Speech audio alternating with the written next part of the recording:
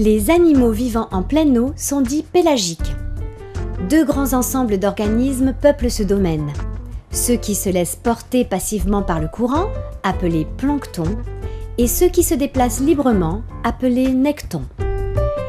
Nous verrons ici les espèces pélagiques appartenant aux nectons, représentées par exemple par des poissons, des reptiles et des mammifères marins. Faute d'abri, les animaux vivant en pleine eau sont obligés d'adopter des techniques de camouflage pour assurer leur survie. Pour ne pas être vus ni de leurs prédateurs ni de leurs proies, ils ont le ventre argenté et le dos bleu sombre. Vu de dessous, le ventre se fond avec la surface éclairée de l'eau et vu de dessus, le dos apparaît aussi foncé que l'eau des profondeurs. Près de la surface vivent des espèces appelées poissons bleus ou petits pélagiques, tels que les anchois ou les sardines. Leur couleur les rend invisibles non seulement pour les oiseaux marins, mais également contre les prédateurs des fonds. La plupart du temps, ces poissons bleus se déplacent en vastes groupes appelés bancs.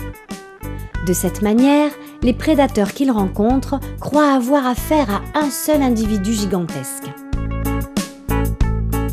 Les poissons de haute mer, appelés grands pélagiques, sont des champions de vitesse. Leur corps fuselé leur permet de fendre l'eau sans créer de turbulences. La tortue marine est la digne représentante des reptiles en Méditerranée. Son corps est protégé par une carapace dure et ses pattes sans doigts ressemblent à des rames parfaitement adaptées à la nage. Le grand large est également le lieu de vie des dauphins et des baleines. Ces animaux ne sont pas des poissons, ce sont des mammifères marins et plus précisément des cétacés. Ils possèdent des poumons et sont obligés de venir respirer régulièrement en surface. Il existe deux groupes de cétacés, les cétacés à dents comme le dauphin ou le globicéphale qui se nourrissent de poissons et de mollusques, et les cétacés à fanons comme les baleines qui filtrent l'eau de mer afin de retenir les petites crevettes planctoniques appelées krilles.